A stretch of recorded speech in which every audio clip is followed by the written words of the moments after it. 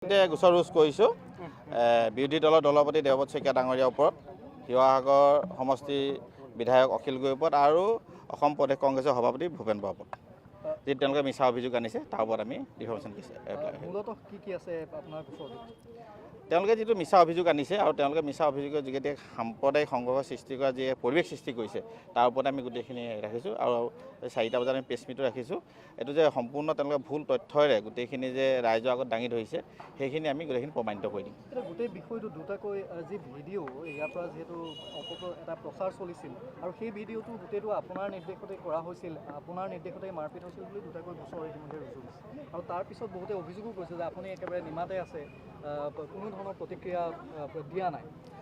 যিহেতু মই ভাৰতীয় জনতা পাৰ্টীৰ দায়িত্বত আছোঁ, গোটেই বিষয়বস্তুটো মই চালি জাৰি চাই আছোঁ কোনে কি কৈছে কি নাই কোৱা আৰু কোনটো আধাৰত তেওঁলোকে গোটেই কথাখিনি কৈ আছে। আৰু ইতিমধ্যে তেওঁ 2খন এজাহাৰ ৰুজ হৈছে, এখন এজাহাৰ কথাত কোনো উল্লেখ কৰা নাই। যিখন প্ৰথম এজাহাৰ আছিলে তাততো কাৰো নামেই উল্লেখ নাই, না পইচাৰ কথা আছে না মোৰ নামৰ কথা আছে, কোনো একো উল্লেখেই নাই। দ্বিতীয় এজাহাৰখন সম্পূৰ্ণ মেনুপুলেট কৰি তেওঁলোকে ৰুজ কৰিছে। গতিকে সেই সন্দৰ্ভত সম্পূৰ্ণ তথ্য সহকাৰে মই প্ৰেছ মিটত দাঙি ধৰিম। প্ৰথমখন যিখন FIR সেই FIRখন ক'তো ওলোৱা নাই।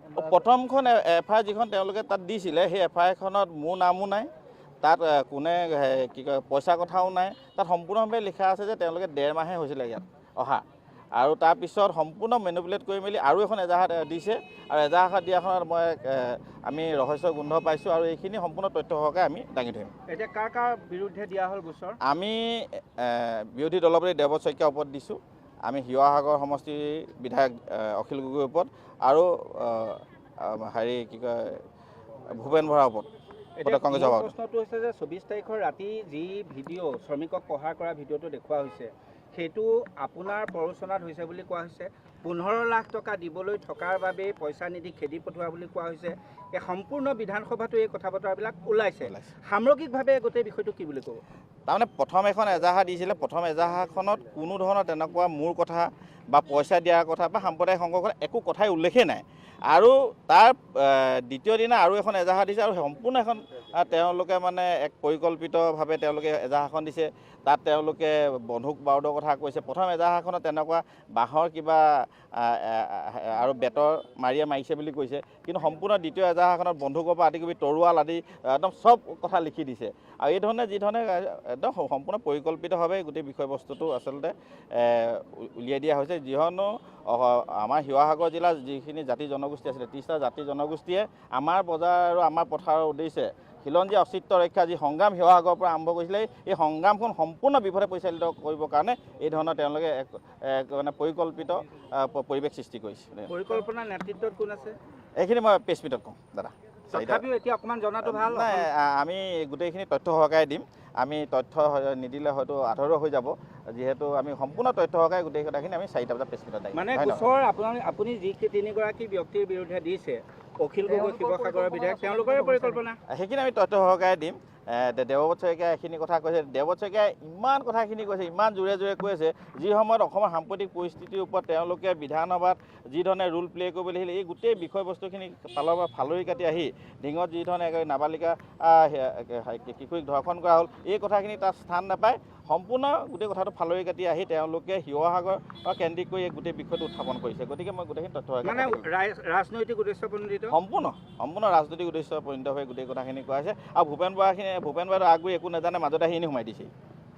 সমষ্টি বিধায়ক অখিল গগৈৰ ওপৰত আৰু অসম প্ৰদেশ কংগ্ৰেছৰ সভাপতি ভূপেন বৰাৰ ওপৰত তেওঁলোকে মিছা অভিযোগ আনিছে তাৰ ওপৰত আমি মূলতঃ কি আছে আপোনাৰ গোচৰটো? তেওঁলোকে যিটো মিছা অভিযোগ আনিছে আৰু তেওঁলোকে মিছা অভিযোগৰ যোগেদি সাম্প্ৰদায়িক সংঘৰ্ষ সৃষ্টি কৰা যি পৰিৱেশ সৃষ্টি কৰিছে তাৰ ওপৰত আমি গোটেইখিনি ৰাখিছোঁ আৰু 4টা বজাত আমি প্ৰেছ মিটো ৰাখিছোঁ। এইটো যে সম্পূৰ্ণ তেওঁলোকে ভুল তথ্যৰে গোটেইখিনি যে ৰাইজৰ আগত দাঙি ধৰিছে সেইখিনি আমি গোটেইখিনি প্ৰমাণিত কৰিম। গোটেই বিষয়টো দুটাকৈ যি ভিডিঅ' ইয়াৰ পৰা যিহেতু এটা প্ৰচাৰ চলিছিল আৰু সেই ভিডিঅ'টো গোটেইটো আপোনাৰ নিৰ্দেশতে কৰা হৈছিল, আপোনাৰ নিৰ্দেশতে মাৰপিট হৈছিল বুলি দুটাকৈ গোচৰ আৰু তাৰপিছত বহুতে অভিযোগো কৰিছে যে আপুনি একেবাৰে নিমাতে আছে, কোনো ধৰণৰ প্ৰতিক্ৰিয়া দিয়া নাই। যিহেতু মই ভাৰতীয় জনতা পাৰ্টীৰ দায়িত্বত আছোঁ, গোটেই বিষয়বস্তুটো মই চালি জাৰি চাই আছোঁ কোনে কি কৈছে কি নাই কোৱা আৰু কোনটো আধাৰত তেওঁলোকে গোটেই কথাখিনি কৈ আছে। আৰু ইতিমধ্যে 2খন এজাহাৰ ৰুজ হৈছে, এখন এজাহাৰ কথাৰ কোনো উল্লেখ কৰা নাই। যিখন প্ৰথম এজাহাৰ আছিলে তাততো কাৰো নামেই উল্লেখ নাই, না পইচাৰ কথা আছে, না মোৰ নামৰ কথা আছে, কোনো একো উল্লেখেই নাই। দ্বিতীয় এজাহাৰখন সম্পূৰ্ণ মেনুপুলেট কৰি তেওঁলোকে ৰুজ কৰিছে। গতিকে সেই সন্দৰ্ভত সম্পূৰ্ণ তথ্য সহকাৰে মই প্ৰেছ মিটত দাঙি ধৰিম। মানে প্ৰথমখন যিখন FIR সেই FIR খন ক'তো ওলোৱা নাই বা প্ৰথমখন FIR যিখন তেওঁলোকে তাত দিছিলে সেই FIR খনত মোৰ নামো নাই, তাত কোনে কি কয় পইচাৰ কথাও নাই। তাত সম্পূৰ্ণভাৱে লিখা আছে যে তেওঁলোকে 1.5 মাহে হৈছিলে ইয়াত অহা, আৰু তাৰপিছত সম্পূৰ্ণ মেনুপুলেট কৰি মেলি আৰু এখন এজাহাৰ দিছে। আৰু এজাহাৰ দিয়াখনত মই আমি ৰহস্যৰ গোন্ধ পাইছোঁ, আৰু এইখিনি সম্পূৰ্ণ তথ্য সহকাৰে আমি দাঙি ধৰিম। এতিয়া কাৰ কাৰ বিৰুদ্ধে দিয়া হ'ল গোচৰ? আমি বিৰোধী দলপতি দেৱত শইকীয়াৰ ওপৰত দিছোঁ, আমি শিৱসাগৰ সমষ্টিৰ বিধায়ক অখিল গগৈৰ ওপৰত, আৰু কি কয় ভূপেন বৰাৰ ওপৰত। এতিয়া কংগ্ৰেছৰ মোৰ প্ৰশ্নটো হৈছে যে 24 তাৰিখৰ তাৰমানে প্ৰথম এখন এজাহাৰ দিছিলে, প্ৰথম এজাহাৰখনত কোনো ধৰণৰ তেনেকুৱা মোৰ কথা বা পইচা দিয়াৰ কথা বা সাম্প্ৰদায়িক সংঘৰ্ষৰ একো কথাই উল্লেখেই নাই। আৰু তাৰ দ্বিতীয় দিনা আৰু এখন এজাহাৰ দিছে, আৰু সম্পূৰ্ণ এখন তেওঁলোকে মানে এক পৰিকল্পিতভাৱে তেওঁলোকে এজাহাৰখন দিছে।